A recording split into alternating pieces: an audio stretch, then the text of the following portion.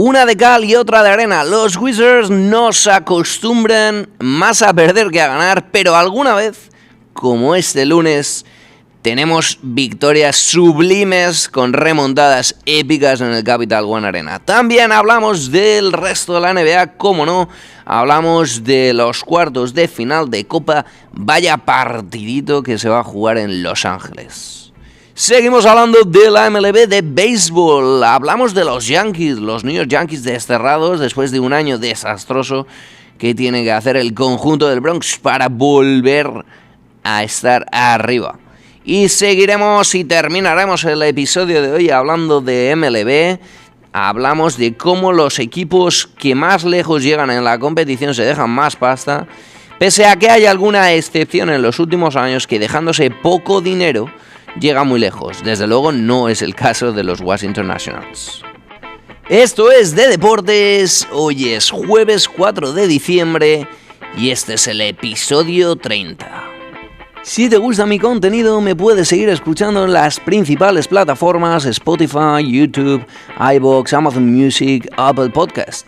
Y también me puedes leer contenido escrito todos los días en Twitter o X, @SportTouch9, o el nombre del podcast, de deportes, con la primera D en minúscula y la segunda en mayúscula. Te hablo de baloncesto y te hablo de béisbol, de las mejores ligas del mundo, la NBA y la MLB. Y empezamos el episodio 30 de deportes, como siempre, hablando de NBA. Y como siempre comienzo hablando del equipo que sigo más de cerca, los Washington Wizards. Ya sabéis que soy un seguidor de los Wizards, les sigo bastante de cerca.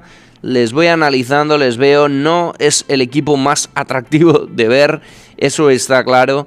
No es el equipo con el mejor récord, es más, es el equipo con el peor récord de la NBA.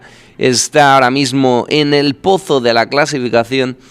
Pero es lo bonito, como ya digo muchas veces en muchos episodios, es lo bonito también seguir a un equipo que empieza desde lo más bajo, con la segunda plantilla más joven, una franquicia en reconstrucción, al inicio de la reconstrucción, y es bonito verles cómo van creciendo, cómo van mejorando, cómo van adquiriendo mecanismos, cómo los pocos veteranos que hay, apenas 2-3 veteranos que tiene la plantilla, cómo se van encargando de hacer de que los bebés, que los niños, porque son niños, 19, 20, 21, 22 años, son niños que están empezando a aprender a cómo va esto de la NBA, saben jugar muy bien al baloncesto, pero cómo va esto de la NBA, pues como los pocos veteranos que hay hacen de mentores con estos jóvenes. Es un poco en el punto en el que estamos con los Wizards. Ya digo que se han cumplido ya 20 partidos, el récord es muy malo, 3 victorias, 17 derrotas, pero hay momentos y momentos y momentos. Creo que es un momento de inflexión, un punto de inflexión en la temporada, y espero, de verdad lo creo. A veces pienso que es más el deseo que tengo que la realidad. Pero hay momentos buenos, y uno de ellos ocurrió este lunes, esta semana, el lunes 1 de diciembre, venían los Milwaukee Bucks. Teníamos un partido muy complicado porque veníamos de una derrota contra los Pacers en casa en Indiana el viernes de la semana pasada. Tremenda derrota, 119-86, con al final fue un partido en el que no plantamos demasiada cara, desconexiones, muchísimas pérdidas, y menos el buen partido que hizo Alex Sarr, que por cierto se lesionó, sigue lesionado, no sabemos cuándo va a volver. Ojito a Alex Sarr, que es el punto más importante de nuestro equipo, pues se lesiona, pero hace un buen partido. Pero quitando el buen partido de Alex Sarr, un partido desastroso. Y el lunes llegan los Milwaukee Bucks con Giannis Antetokounmpo y compañía. Es verdad que unos Bucks que no venían en un buen momento de forma, es más, venían en un muy mal momento de forma, pero venían con todos, venían con Miles Turner, venían con Giannis Antetokounmpo, y nosotros no teníamos un center de garantías porque Alex Sarr estaba lesionado, como ya digo. Teníamos que plantar cara con Vucevic y con Bagley tercero. Bueno, pues el partido que se marca a los Wizards de remontar hasta creo que 17-18 puntos contra los Bucks fue espectacular. Victoria contra los Bucks en casa, 129-126, destacando, aparte de estos dos jugadores, Vucevic y Bagley tercero, que hicieron muy buenos minutos. Bagley tercero, por cierto, 2 partidos consecutivos siendo el máximo reboteador del equipo, con 8 rebotes en las 2 últimas jornadas, la del lunes y la del martes. Hicieron muy buenos números, también sí, McCollum con 28 puntos, pero en este partido en concreto tengo que destacar por la defensa, y ahora voy a aclarar esto, a Bilal Koulibaly. El francés hizo un partido espectacular en defensa, muy necesario ese jugador en el equipo, muy necesario, en un equipo que tiene ratings defensivos desastrosos. La verdad que ha sido un coladero absoluto. En los últimos partidos en los que está jugando Bilal Koulibaly, al menos la pintura, creo que el equipo ha mejorado bastante. Es verdad que siguen encajando muchísimos puntos. Los Wizards en las últimas 3 jornadas, 119, 129 y 121, contra 3 equipos que no son particularmente fuertes ofensivamente. Los Pacers ahí están renqueando una temporada bastante mala, y los Bucks, pues quitando a Giannis, tienen buenos anotadores, pero tampoco están en un buen momento, que se diga. Pero aún así, creo que pese a encajar muchos puntos, Bilal Koulibaly está siendo imprescindible, como ya digo, sobre todo en el interior. En el perímetro, pues es donde estamos flaqueando claramente. El otro día, pues Porter nos engancha 33 puntos contra los Bucks, muchos de ellos de triple. Es donde hay que mejorar, pero el francés Bilal Koulibaly en defensa es imprescindible. ¿Qué pasa? Que Koulibaly en ataque es un absoluto desastre. Es un jugador, como ya digo, que se centra en defensa, pero es que en ataque es un desastre. La técnica de tiro, los porcentajes, tanto desde fuera, desde el perímetro, como desde el interior, mid-range, desde tiros de media distancia, es un jugador que tiene que mejorar, y mucho. Pero el partido de los Bucks fue muy bonito, un muy buen ambiente en el campo, en el pabellón, no mucha gente, pero buen ambiente. El equipo, pues la verdad que es que lo dio todo y remontó. El martes, un día después, viajábamos a Filadelfia, perdíamos contra los 76ers. Creo que, no sé si llevan los Wizards como varios años incluso sin ganar, o un año, muchísimos partidos sin ganar un back-to-back, 2 partidos consecutivos en 2 días consecutivos. Esto entra dentro de lo normal en una franquicia, en un equipo tan joven, y encima con las bajas que estamos teniendo. Pero la realidad es que damos un buen partido como el de los Bucks, y enseguida un partido desastroso como contra los Sixers, que la verdad que nos reventaron 30 y pico puntos de Tyrese Maxey, pero un poco todo la tónica general, muchísimas pérdidas. Keyshawn George, un jugador que nos encanta, de los Wizards, que empezó fuerte, ha venido cada vez a menos y a menos. Vamos a ver, ahora mismo el récord es de 3-17, 3 victorias, 17 derrotas, y lo que se viene no es fácil para nada. Hoy, jueves 4 de diciembre, recibimos a los Boston Celtics en casa, unos Celtics que vienen pues con la moral por las nubes después de remontar a los Knicks y ganarles en casa, por cierto, en un partido muy bonito. El sábado vuelve los Hawks, vuelve Atlanta Hawks, les recibimos en casa el sábado 6 de diciembre, y ya no tendremos partido hasta el viernes 12 de diciembre contra los Cleveland Cavaliers, también en casa. Unos Cavaliers que han empezado bastante dubitativos, con unas cuantas derrotas más de lo que se esperaba. Vamos a ver estos 2 partidos contra los Celtics y los Hawks, los 2 en casa, para crear afición. Los 2 últimos partidos jugados en casa los hemos ganado, precisamente contra los Hawks el 25 de noviembre y contra los Bucks este lunes, como ya digo. Es un buen momento para reengancharse del todo con la afición de los Wizards. Seguro va a haber buen ambiente contra los Celtics, uno de los equipos que más gente arrastra a los estadios. Y también contra los Hawks, porque será sábado, porque la gente quiere ver buen baloncesto, y porque los Wizards, pese a tener jugadores lesionados, pese a tener a su máxima estrella Alex Sarr, que no se sabe cuándo va a volver, esperemos que pronto, pero no se sabe cuándo va a volver, pese a tener el peor récord, tiene cosas muy interesantes, tienes jugadores jóvenes que están marcando un buen camino, y tiene esa ilusión, esta franquicia tiene esa ilusión, que está empezando desde cero prácticamente, reconstruyéndose, y todo va a ir a mejor, estoy seguro de ello.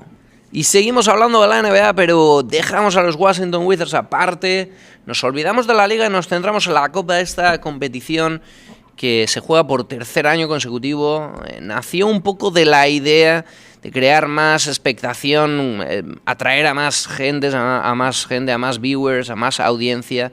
En estos meses, un poco de octubre, noviembre y diciembre, donde la liga, quitando momentos claves como el día de Navidad o el día de Año Nuevo, momentos que tienen muchísima audiencia, partidos concretos que tienen muchísima audiencia, quizá también el Opening Day.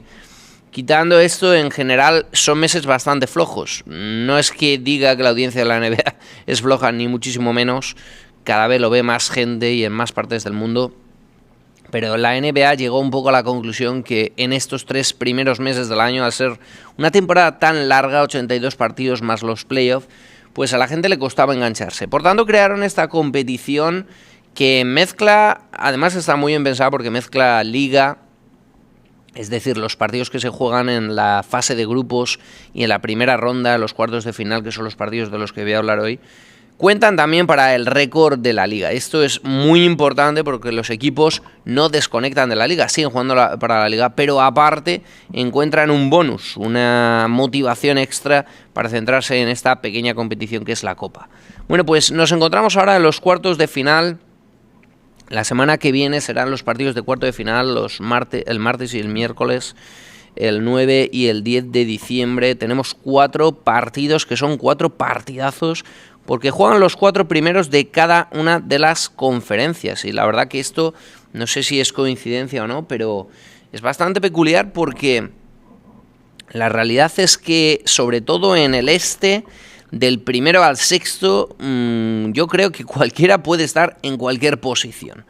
Pero al final nos quedan 4 partidos fantásticos. Lo primero, antes de hablar de los partidos, poner un poco en contexto que, bueno, lo que se resume, la motivación realmente de todo esto, aparte de ganar una competición más, es también evidentemente económica.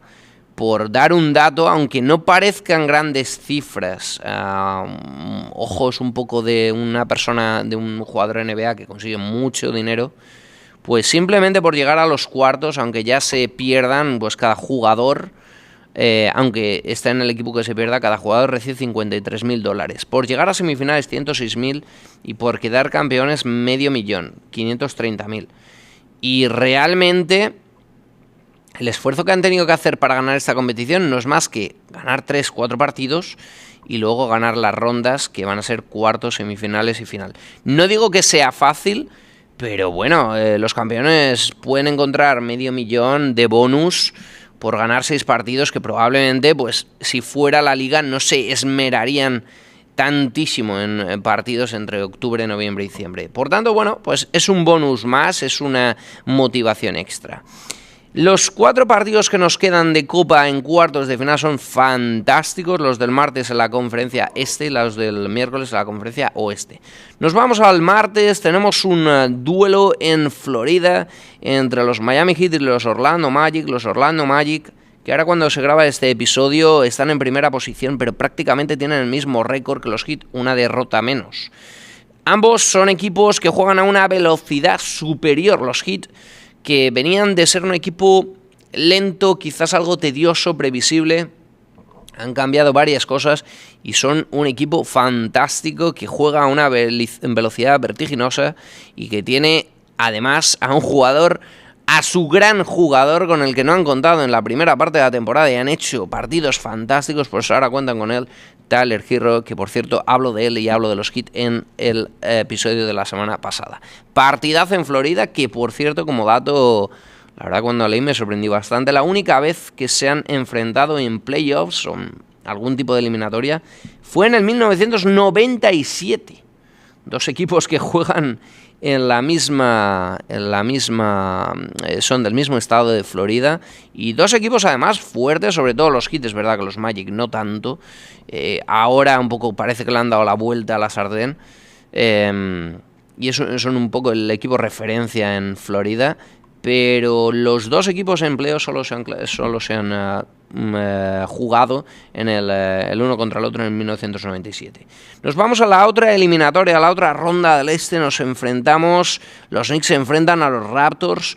Muy buen partido, muy buen partido.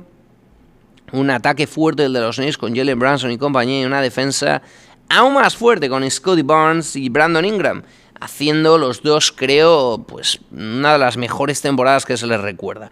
Los sorprendente Raptors, ya hablamos de ellos también en el podcast, que ya nos sorprenden tanto frente a unos Knicks que aspiran este año a todo. El miércoles en el oeste tenemos a los supercampeones de liga, ojo, que no de copa, que no han ganado todavía la copa, los Thunder contra los Phoenix Suns. Unos Phoenix Suns que contra todo pronóstico nadie les esperaba, han ido cogiendo piezas, han ido, creo, que dándole más protagonismo a Devin Booker y sobre todo rodeándole mejor, quitándole peso defensivo a Devin Booker, y creo que un poco combinación de todo y todos, sobre todo del entrenador, creo que los Suns se han convertido en una franquicia muy, muy competitiva. Buen inicio de los Suns, los Thunder siguen a lo suyo con el objetivo de llegar a las 74 victorias, sobrepasar esas 73 victorias que consiguieron los Golden State Warriors hace años. Por cierto, en una temporada en la que luego no ganarían la liga, perderían en la final. Y el último partido de cuartos de final del miércoles, los San Antonio Spurs contra los Lakers, es un partidazo espectacular. Pese a que no se sabe todavía si Wembanyama jugará este partido, está lesionado, sigue lesionado ahora cuando se graba el episodio. Y hasta nuevo aviso, pues Víctor Wembanyama está lesionado. Veremos a ver, le van a necesitar. Aún así los Spurs se están valiendo más que de sobra con Darren Fox, con Devin Vassell, partidazo que se hizo la semana pasada, y Harrison Barnes. Vamos a ver si Wemby ayuda a Spurs porque lo van a necesitar. Los Lakers con sobre todo un ataque espectacular a manos y solo a manos de Luka Doncic. Digo solo a manos porque tenemos a Austin Reeves, tenemos a LeBron James y entre los tres es probablemente el mejor trío de la liga. Pero Luka Doncic es quien domina, es quien dirige, es quien marca el ritmo constantemente del partido, ya no de su equipo, sino del partido. Un poco da la sensación de que si Doncic tiene el día bueno, es difícil plantar cara a estos Lakers. En el debe de los Lakers veo todavía un equipo, pues a la vez muy dependiente de sus estrellas.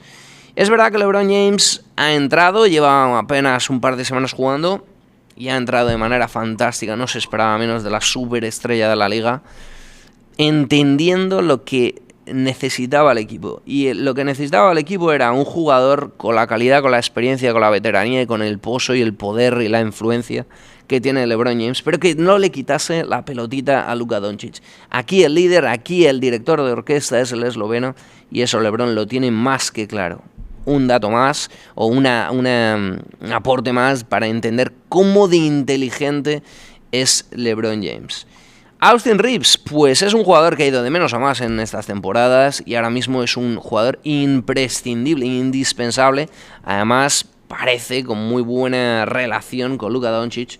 Ambos jugadores son dos jugones. Vamos a ver, yo doy a los Lakers favoritos, pero me parece que esta eliminatoria, estos cuartos de final, este partido en el cripto va a ser muy, muy, muy igualado. Vamos a ver la semana que viene, martes y miércoles, cómo se desarrollan los cuartos de final de la Copa. El partido de cuartos de final, estos partidos contarán como récord de liga, son importantes, hay dinero de por medio, pero sobre todo una competición nueva, como quien dice, es la tercera edición y una competición que puede resurgir a algunos equipos a los cuales no se les esperaba. O imagínate que lo ganan los Thunder y se terminan de, bueno, ya no voy a decir consagrar porque están consagradísimos, pero de reafirmar su candidatura a todo, absolutamente a todo. Vamos a ver, primero tendrán que morder a un hueso muy duro que son los Phoenix Suns. Martes y miércoles de la semana que viene, la NBA Cup. Y después de hablar de la NBA, después de hablar de baloncesto, nos centramos en la MLB, nos centramos en el béisbol. Como siempre, hacemos un resumen de la semana de béisbol, pero ya sabéis que estamos en vacaciones, la liga terminó el 1 de noviembre, la ganaron los Ángeles Dodgers, ya me encargo de repetirlo semana tras semana, esa victoria monstruosa de los Dodgers y un poco el camino, la ruta que está siguiendo el equipo californiano, plagado de japoneses, plagadito de lo mejor de cada familia, ¿no? De lo mejor de cada equipo. Los Ángeles Dodgers están haciendo un equipo Han hecho un equipo campeón y están haciendo un equipo para marcar una dinastía tan complicada en el deporte de élite hoy en día. Sin ir más lejos, ya sabéis que la NBA lo he repetido muchas veces, los últimos 7 años, 7 ganadores distintos. Es espectacular lo que están haciendo los Dodgers. Quizás si te vas al hockey, por ejemplo en la NHL, donde los Florida Panthers sí que han repetido títulos en los últimos años, pero es muy complicado de ver una franquicia con el nivel de superioridad que está mostrando. Superioridad, si miras las temporadas, desde luego en este último año lo pasó muy mal para ganar las series mundiales, estuvieron a punto de perderla, pero como todos los equipos campeones, si no les matas cuando tienes la oportunidad, luego no te van a dar otra oportunidad. Si no aprovechas la única que tienes, eso va a ser la única y luego te van a ganar. Pero hoy no vamos a hablar más de los Dodgers, ya sabéis que me encanta hablar de los Dodgers, pero hoy vamos a hablar del otro gran equipo, digamos el equipo referencia, al menos a nivel de marketing, más marketing que los New York Yankees es complicado tener a nivel mundial y a nivel de todos los deportes. Los New York Yankees es el equipo totalmente referencia, solo con el logo de los Yankees, pues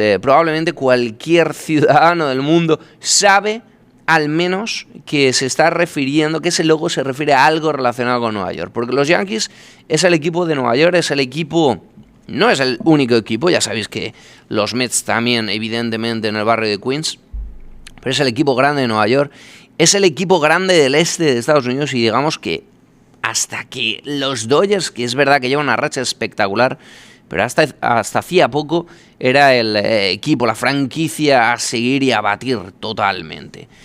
Los New York Yankees ahora mismo tienen un valor de mercado de más de 8 billones de dólares, por encima de los Dodgers, que están en segunda posición, en torno a los 6,5. Los New York Yankees arrastran todo tipo de críticas buenas y de críticas malas. O sea, militar en los New York Yankees es tener una responsabilidad enorme, espectacular. Y la verdad que en este último año, menos Aaron Judge, que es la mayor estrella de los Yankees, y con Shohei Ohtani la segunda mayor estrella de la liga, creo que el equipo no ha estado a la altura de lo que se esperaba. Ganaron la wild card frente a los Red Sox de Boston, pero luego cayeron contra los Toronto Blue Jays, unos Toronto Blue Jays que luego la verdad lo pondrían muy difícil y llegarían a la final y perderían en el último partido contra los Ángeles Dodgers.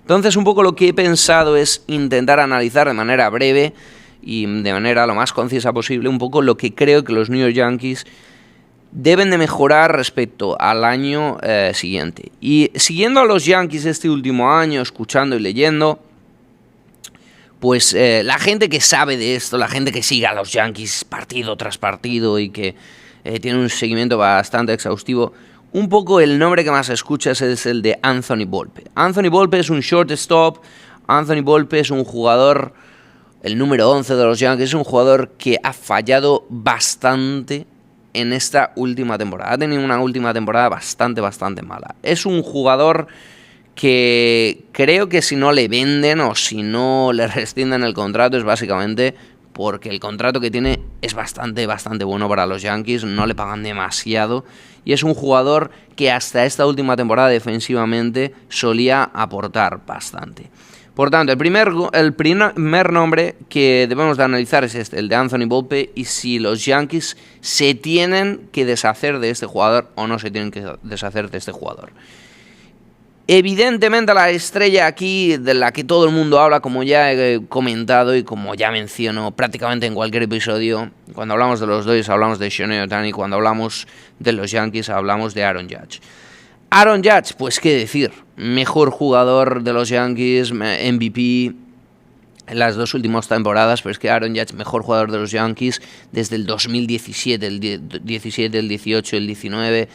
Es decir, prácticamente hablamos de 8 o 9 temporadas en las que Aaron Judge ha sido el mejor jugador del mejor equipo o del equipo más laureado, del equipo referencia del béisbol mundial. Por tanto, a Aaron Judge hay que protegerle de alguna manera. Aaron Judge en ataque es totalmente la referencia, el mejor bateador del campeonato, y en defensa pues es un muy buen jugador, evidentemente, porque es un jugador hiperatlético, y juega como jardinero. Entonces lo que se está comentando en estas últimas semanas, que yo creo que quizás no va a ocurrir, pero lo que se está comentando es moverle a primera base. Es un jugador que va cogiendo años, todavía está en el Prem evidentemente, y todavía tiene mucho que dar físicamente, es un absoluto toro. Por tanto, cuando un jugador físicamente todavía alcanza la cota alta que está alcanzando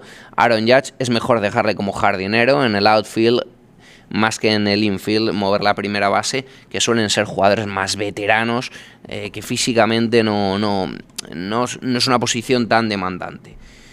Veremos a ver, dependiendo si se deshacen de Anthony Bob, dependiendo de los jugadores que traigan, si traen a un outfielder, veremos a ver si a Judge le mueven a primera base. Y esto viene a ver un poco... esto está relacionado con otro nombre que ha sonado en esta última semana que a mí me parece espectacular, pero dudo mucho que el equipo, que son los San Diego Padres, quieran rescindir de este hombre. Tatis Jr. Tatis Jr. juega en los San Diego Padres de California. Los San Diego Padres es una de las franquicias también referencia en el béisbol, con ese estadio, el Petco Stadium, que se llena partido tras partido. Muchísima afición al béisbol en la ciudad de San Diego, muy cercana a México, donde el béisbol pues es uno de los deportes clave. Bueno, pues Tatis Jr. suena con 27 añitos que cumplirá en el 2026, un jugador joven que está marcando un camino espectacular y que encima se prevé que tenga todavía los años prime todavía a la vista. Bueno, pues si traen a Tatis Jr., que ahora mismo es un right fielder, es decir, también juega como jardinero, veremos a ver si mueven a Judge a la primera base. Vamos a ver si movieran a Judge a la primera base y Tatis Jr. ocuparía de alguna manera el right field que lo ocupa ahora Aaron Judge. Vamos a ver si se mueven estas piezas. Desde luego, si traen a Tatis Jr., los Yankees se van a tener que dejar un pastón, porque los San Diego Padres, que tienen un equipazo, no van a vender a cualquier precio a una de sus mayores estrellas. Pero aparte de todo esto, aparte de Tatis, aparte de Volpe, aparte de cómo mover a Judge y sobre todo cómo mantenerle enganchado y motivado, pues los Yankees tienen que lidiar con 3 lesiones de 3 de sus mejores pitchers. Hablamos de Rodón, que volverá en abril, hablamos de Cole, que volverá en mayo, hablamos de Smith, que volverá en agosto. Tiene mucho y muy bueno, pero las lesiones aparecen. Y también se comenta mucho en traer a un nuevo pitcher. Vamos a ver los Yankees cómo se manejan en este año. Desde luego van a tener que hacer pues varios cambios, porque esta última temporada ha sido bastante dura. Perdieron las divisionales, como ya digo, contra los Toronto Blue Jays por 3-1. El año pasado llegaron a la final, a las series mundiales, perdieron contra los Dodgers 4-1, pero desde el 2024, que llegaron a las series mundiales, nos tenemos que remontar hasta el 2009, la última vez que llegarían los Yankees a otra serie mundial, donde ganarían, eso sí, el último título conseguido por la franquicia. El resto, pues bueno, han llegado a las finales de conferencia, a las finales divisionales, pero por ejemplo en el 2023 no llegaron a nada, en el 2016 tampoco, en el 2014, 2013... Es decir, hablamos de unos últimos 15-20 años bastante malos, bastante regulares para una franquicia con tanto dinero, con tanto peso, que siempre es la referencia, y una franquicia que sí o sí se va a tener que mover en esta off-season. Y aparte de hablar de los New York Yankees, tenemos que hablar de alguna manera, unido a lo que hablaba la semana pasada en el episodio de Deportes del jueves pasado, hablando un poco de cómo los clubes, las franquicias se dejan el dinero y cuánto dinero dejan en las arcas de alguna manera para los salarios de los jugadores. Echando un vistazo a cómo al payroll tracker de esta página que me encanta, spottrack.com, donde siguen un poco todos los deportes y al detalle, la verdad, en cuanto a datos, en cuanto a analítica, pues veo un poco relacionado con los payrolls veo una relación directa en cuanto al éxito que tienen las franquicias y el dinero que se dejan en pagar a sus jugadores. Porque en primera posición, ya lo sabéis, está Los Ángeles Dodgers. Lo digo muchas veces, nadie tiene el músculo económico que tienen los Dodgers. Bueno, miento, parece que los Mets sí que lo tienen, le siguen muy de cerca porque se dejan también mucho dinero en payroll, prácticamente igualando a los Dodgers en 240 millones y los Mets están ahí en 221. Pero es que los Blue Jays han ido cada vez más mejorando plantilla y trayendo a gente y ahora mismo están en 218. En cuarta posición están los Atlanta Braves, que no han tenido un buen año, desde luego han tenido un año bastante nefasto, pero la realidad es que se ve que es una plantilla que en los últimos años han estado ahí en playoff, han estado con un proyecto joven, han traído buena gente o jugadores muy interesantes, tienen una media de edad de 30,5, que para nada es mayor, porque la media de edad de la liga es de 31,1. Esto también interesante, daría para otro episodio. La media de edad de los jugadores de béisbol es evidentemente mayor que la de, por ejemplo, la de la NBA, de los de baloncesto.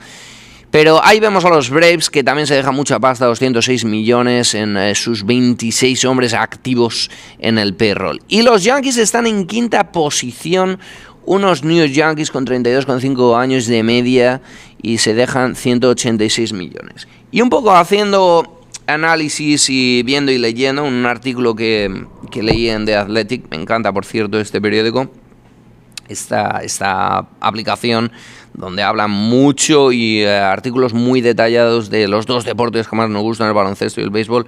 Vemos que hay excepciones, porque sí que las hay, los Orioles en 2023, donde solo se dejaron 75 millones, los Brewers en este 2025, pero vemos que en general, como ya dije la semana pasada y como me reitero y digo, los equipos que más lejos llegan son los equipos que más dinero se dejan. Si vemos los últimos 5 equipos en el payroll de este 2026, son 5 equipos que, menos uno de ellos quizá, son 5 equipos que han llegado más bien a poco. El último equipo, el equipo que menos dinero se deja en payroll, adivinad quién es, son los Washington Nationals, que se dejan apenas 13 millones de dólares, algo que ya se ha dicho mucho desde la fanbase de los Nationals. Por favor, dirección, dejarse más dinero, traer a mejores jugadores, traer a jugadores más consagrados. Olvidaros un poco del prospect del 2028-2029. No, vamos a crear algo desde ya y para eso se tienen que dejar más dinero. En el siguiente puesto estarían los Miami Marlins, luego los Cincinnati Reds, luego los Pittsburgh Pirates, también una franquicia similar a los Nationals, bajita, con un récord bastante negativo en las últimas temporadas y una franquicia que también se tiene que dejar el dinero. Y quizás los Cleveland Guardians, que es una franquicia exitosa en los últimos años, que está haciendo las cosas bastante bien, con 33 millones de media, quizás rompería un poco esto que estoy diciendo, que para llegar lejos hay que dejarse la pasta. El béisbol, como todos los grandes deportes en Estados Unidos, las grandes ligas, requieren de inversión, y es verdad que hay casos y casos, por ejemplo, como ya digo, los Milwaukee Brewers, que está ahí en el puesto 18º, y fíjate qué temporada han hecho espectacular, temporada regular, porque luego los playoffs fueron bastante malos para los Brewers. Y los Detroit Tigers, también un equipo que no se deja tanto dinero, que está en mitad de la tabla, 17ª posición, y están ahí año tras año en estas 2 últimas temporadas, llegando bastante lejos. Pero ya está, el resto de las franquicias se deja mucho dinero para llegar arriba. Vamos a ver esto cómo va afectando, y desde luego, focalizándonos en los Nationals, sí o sí, el conjunto de Washington se tiene que dejar más dinero si quiere aspirar a algo en un futuro cercano. Si te gusta mi contenido, me puedes seguir escuchando en las principales plataformas: Spotify, YouTube, iVoox, Amazon Music, Apple Podcast. Y también me puedes leer contenido escrito todos los días en Twitter o X, @SportTouch9, o el nombre del podcast, de deportes, con la primera D en minúscula y la segunda en mayúscula. Te hablo de baloncesto y te hablo de béisbol, de las mejores ligas del mundo, la NBA y la MLB.